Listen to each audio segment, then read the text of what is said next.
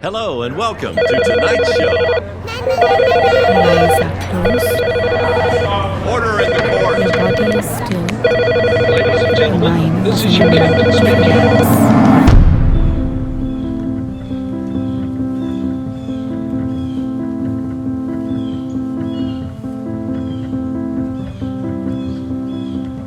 We have a problem, and it's affecting almost every part of our society. We have let obesity, sedentary lifestyles, and unhealthiness become the norm. I know that's hard to hear, but we lose 655,000 Americans every year due to heart disease.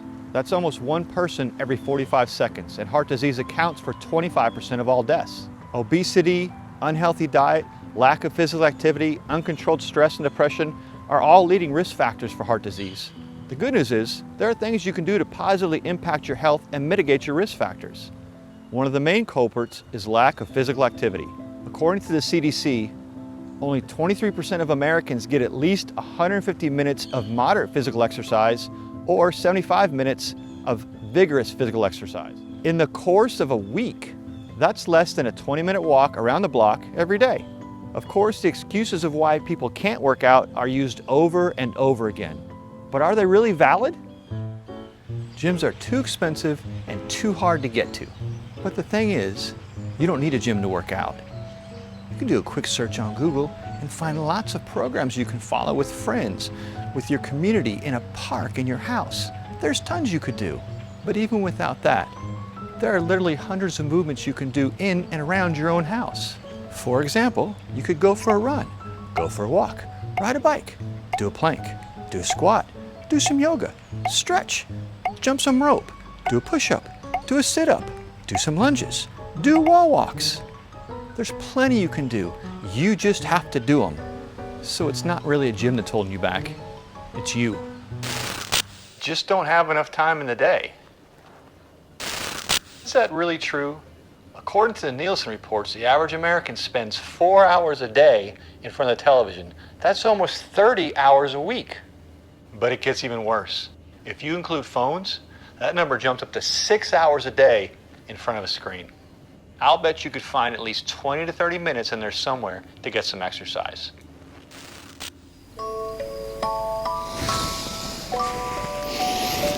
I'm too tired.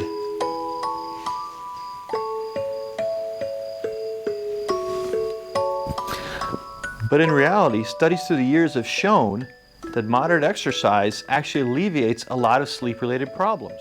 Specifically, moderate to vigorous exercise can actually increase sleep quality for adults.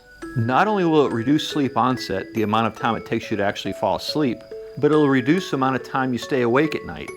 According to the Sleep Institute, those that regularly exercise are 45% less likely to experience insomnia and 53% less likely to experience daytime tiredness.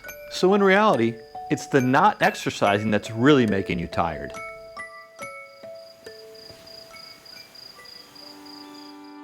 Most of these obstacles can be overcome fairly easily, but let's not talk about why we don't work out. Let's talk about why we do work out. Spoiler alert, not everyone works out for the reasons you think they are, and there's so many hidden benefits that come along with working out.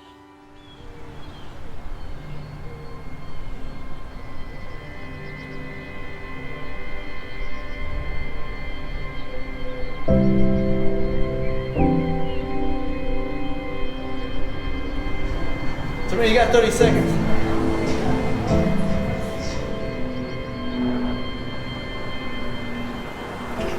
I love seeing someone literally do something they felt like they could never do, and seeing that expression on their face. That moment of seeing that expression of faith and that excitement, it just makes me just like get all butterflied. It's amazing. I love it.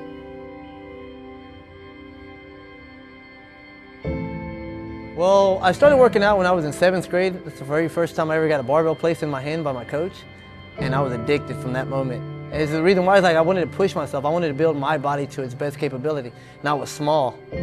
So in 7th grade, I probably weighed around anywhere between 90 to 100 pounds. And I had one of those hard, cool, like old school coaches. And they were like, lift weights, eat everything, eat as much as you can. And for telling a kid that, I mean, I loved it. So I started eating, and then I became really good at powerlifting, right? So then it even fueled my passion for fitness even more. And what really helped it stuck was I was in a bad car accident in 2007. And the reason why the doctor said I was alive was because I was in the best shape of my life when the car accident happened. Had I not been, he said I probably would have passed away. And to me, that was a sign, and then it just kept on. And then when I started working for 24 Hour Fitness, I met people. And I met all my coworkers, and then I met my clients that I was going to be training, and then we just developed a relationship, and my passion grew even more. Because there's something special about taking someone who doubts themselves and then seeing them slowly stop doubting themselves and slowly but surely getting better, seeing themselves in a way they've never seen themselves before, seeing their confidence increase, and I fuel off of that. I fuel off of it. Okay, I started freestyle conditioning January 1st of 2013. But I was kind of teetering on, do I do it, do I not do it? I was feeling like I was getting to that point where I was always talking about it, but I wasn't sure if I was ever going to do it. And then I took the leap of faith, and I started freestyle conditioning at a Parks. And then in April 2014, I got the facility. And I got the facility because some of my clients that were training, they were like, we'll help you. We'll actually cover some of the rent for you until you start building off of your clientele, and then slowly but surely they'll kind of fade out. And that's exactly the way it happened. The community started growing. So when I first started freestyle conditioning at a Parks, I started literally with a 12-inch box that was given to me by a neighbor. I had a TRX, and then we did a kettlebell and a 12-pound slam ball. And just those 4 pieces of equipment, that's how freestyle conditioning started.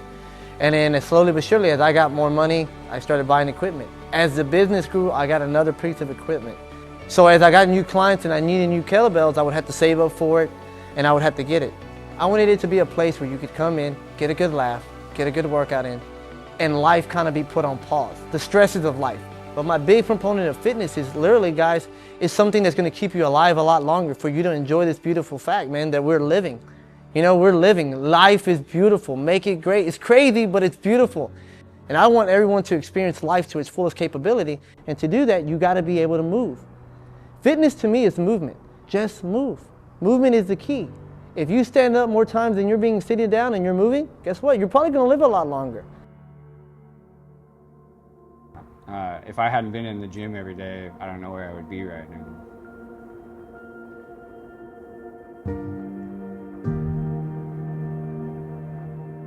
Fitness has affected my life positively as I get older because, I grew up in the Rocky Mountains and spent a lot of time backpacking, and it's something that I love to do, the kind of just isolation and getting away from it all, and it does something to me that makes me feel, it kind of recenters me, and I think that because I've continued to work out and stay in decent shape, I can do that even as I get older. And so I make a point of going back out west, at least once or twice every year to do a backpacking trip, and I'm better at it than I was before. Like, I have more endurance and I can go for longer. And it's that dealing with that kind of nagging pain of, not pain as an injury, but you're just tired and exhausted, and you can keep going and it doesn't knock you down as bad, and that kind of stuff's really important to me. And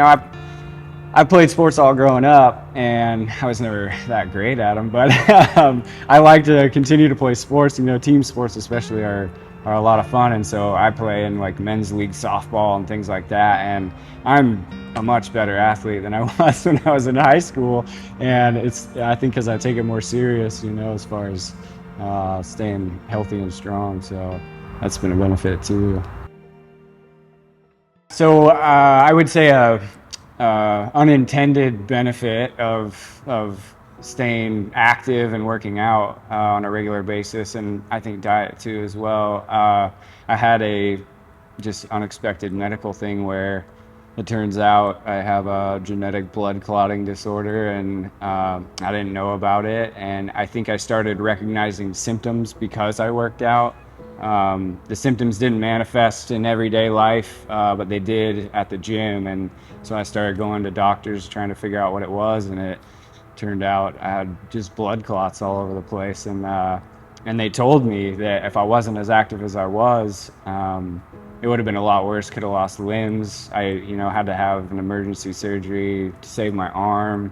My legs could have gone, and not to mention stroke and stuff like that. So so it not only benefited me in getting through that and seeing it coming and hopefully catching it before it got too bad, but it also is kind of a motivator now that I'm, recovering from it and kind of looking at how my life is now, that to get back to where I was and coming to the gym every day makes me feel good, and it makes me feel more normal, and it's actually helping my condition because I have blood clots I can't get rid of, and through exercise and staying active, my body's adapting to the situation, and doctors have told me that it's building little collateral arteries to go around blockages and stuff. So if I hadn't been in the gym every day, I don't know where I'd be right now. Maybe missing a limb. I don't know. Today, what motivates me to work out is just to be healthy and know that as I get older, I'll be able to use my body. As you see a lot of older people who I think through being sedentary, they lose ability to do a lot of things that add to life, and so I want to try to be as active and mobile as I can, as long as I can, and I never want to hit that age where I have to miss out on a lot of things because I can't do it. So that's what motivates me now. I think it started a lot different. I started going to the gym because I wanted to look good, and I think I'd spent my 20s just kind of doing whatever and eating whatever, and about when I hit 30, it kind of started setting in that I wasn't gonna be able to keep that up for a long time. So I started going to the gym to look good, and it worked, but then you only get so far. But I think through that, I recognized some of the benefits of working out and being active every day, and I started feeling better.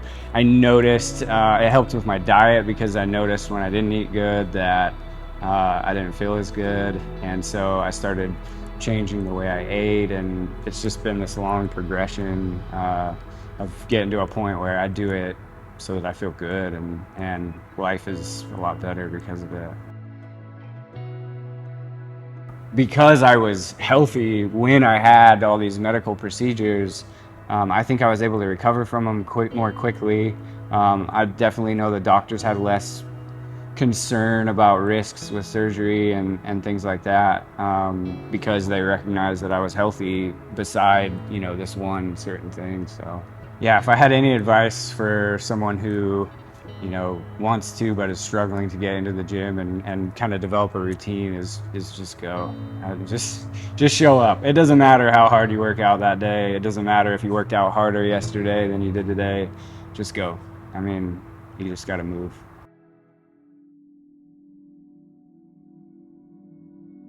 I was getting some yard work done. I was going to trim a tree in my front yard and save myself $500. So in my infinite wisdom, I stood atop an 8-foot ladder on the top step, and my brilliant plan was I'll hold a limb with one hand and saw with the other. Something goes wrong, I drop the saw, I grab the limb, and I gently drop to the ground, and it's all good. It didn't happen that way.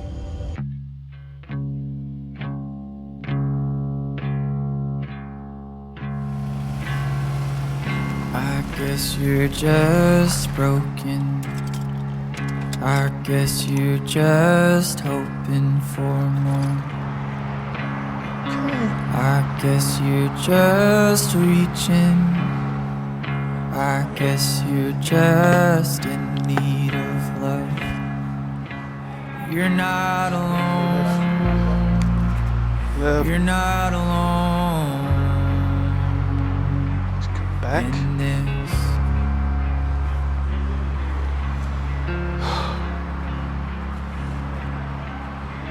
Okay. I guess Okay. I'm just broken. Left. I guess Okay. I'm just hoping for more. I guess I'm just reaching. I guess I'm just Okay. in need of love. I'm not alone. All right. I'm not alone. Let's do this. In this.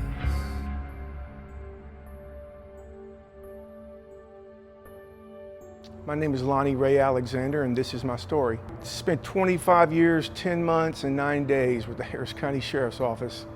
I spent 11 years on the street as a patrolman, The job, I was already a cynical, sarcastic person to begin with.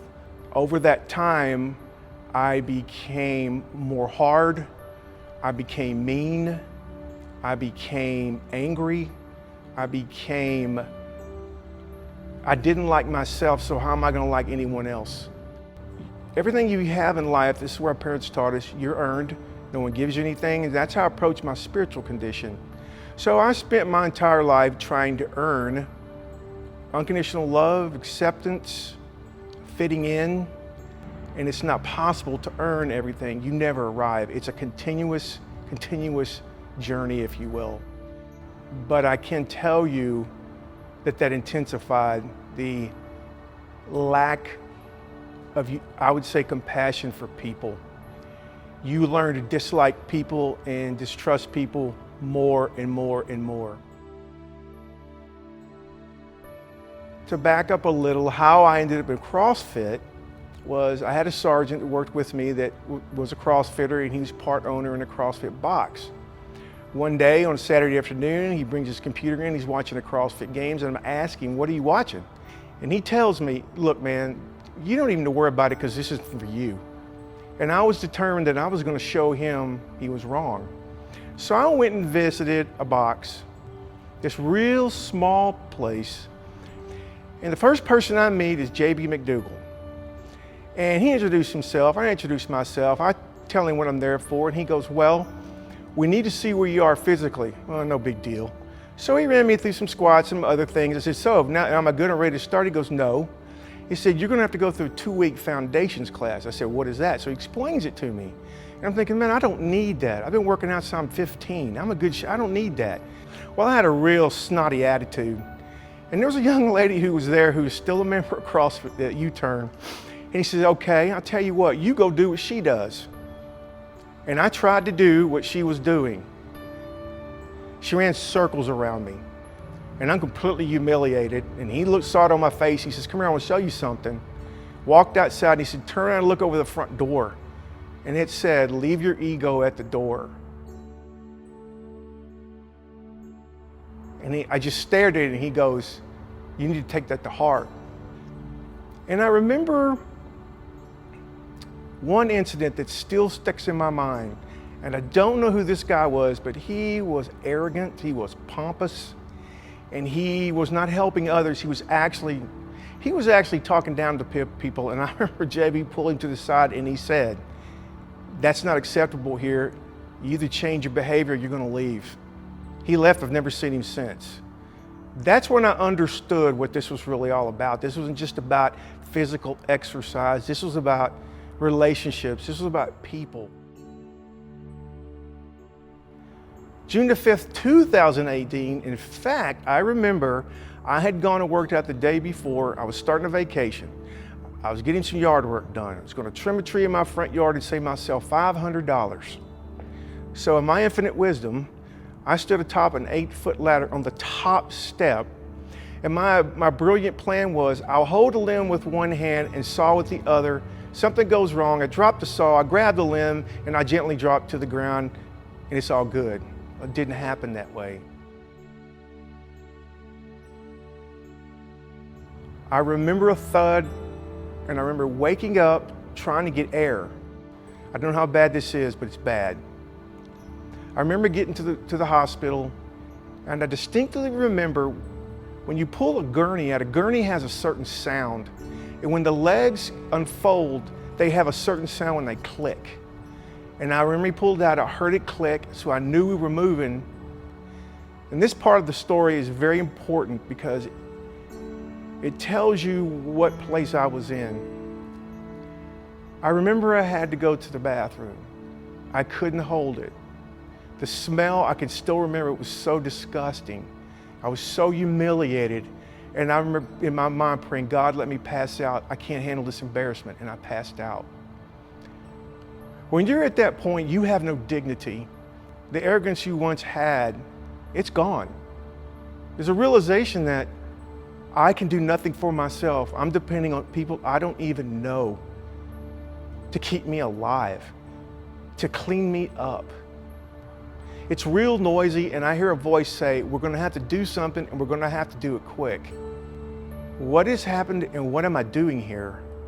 And I remember this voice, it was just a very authoritative voice, said, it's none of your concern.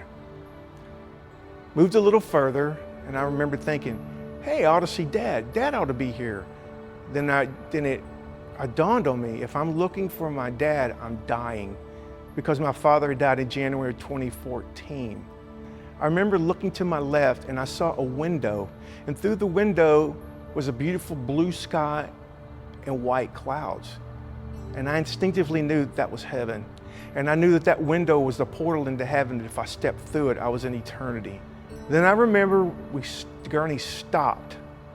And I looked to my right, and there was a purple brick painted just like the others' bricks. Well, that's my wife's favorite color. We moved a little further, and I said, hold on, I can't die. Who's gonna take care of Dolly? And once again, that voice said, it's none of your concern.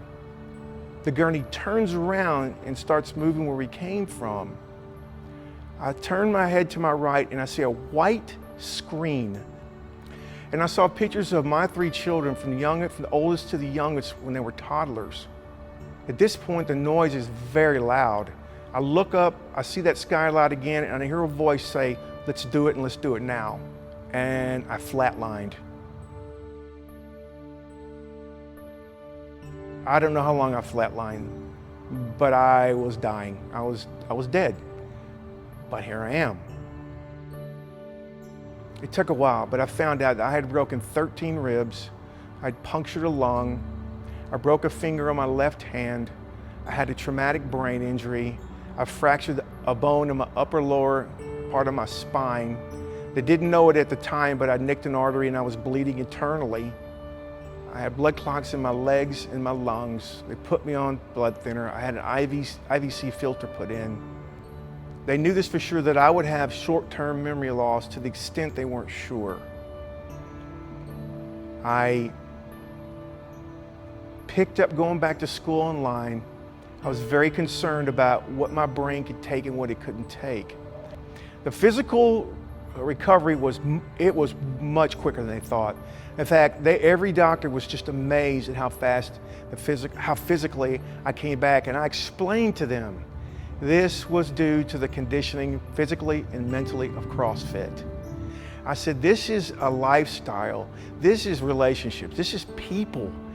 The mental toughness and stick-to-itness that you develop doing this, you push your body and your mind to where you never thought you could.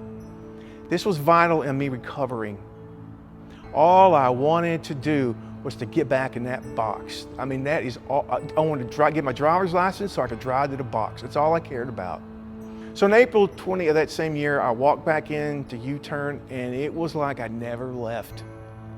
I was welcomed like I'd never left. And there's 2 people I need to thank. Lexi and Lupita. They put their arms around me and said, welcome back, Lonnie. You're gonna be fine. I was frustrated. I couldn't remember, I couldn't recall, and they just kept telling me, don't worry, you're gonna be fine. And when I started working out again, I was scared because I'm like, man, I can't remember the workouts. I can't do this. My injuries, to be around me, you have to have a lot of patience. You can't see the injuries. It's in my brain, and I'm not exaggerating when I can say, I can look at the workout, turn around, and I've forgotten it. And it doesn't matter how many times I do that, I won't remember. So they write it on a board. All right, Lonnie, don't worry about it. We got this. Just write it on the board and just take it with you. And I go there and I have it where I can see it. If they see me getting confused, which I will get confused, they'll come over there and say, what can I do to help? And God bless Sam. Lonnie, that's enough. That's enough. You're not going to turn a 15-minute workout into 45. I like to say the Lonnie that hit the ground in 2018 is dead. And the one that woke up began to transition to a new person. I'm not that same person anymore. I need others.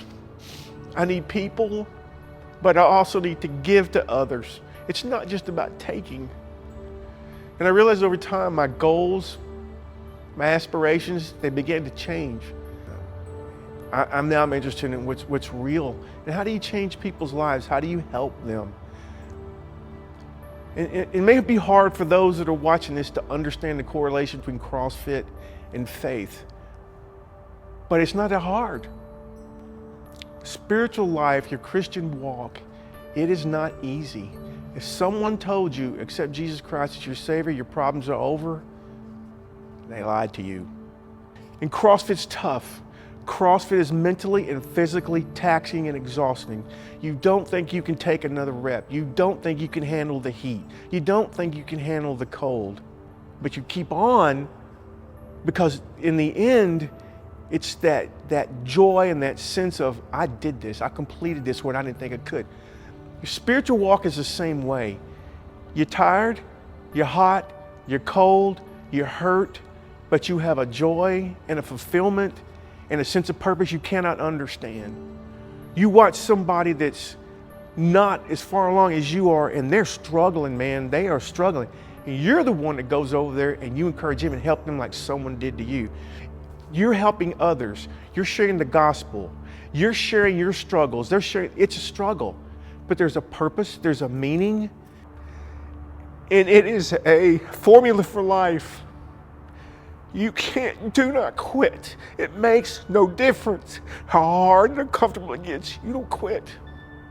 You may walk in feeling like, I don't matter, I don't measure up, I don't belong, and nobody likes me. And it's not going to take you very long that you're going to figure out that's not true. And they don't even know you and accept you. That's what Jesus Christ does to us. We know everything that's wrong with us. We know our faults. Christ accepts us just as we are, where we are. It makes no difference. It makes no difference. Walk of life, financial means, position in life, none of that matters. You walk into a CrossFit box, it's the same thing.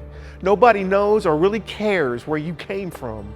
All they know is you're there and you're trying. And as long as you're trying, that's all that matters. This is about making you a better all-around person, physically, mentally. When you're better physically, psychologically, emotionally, you're better.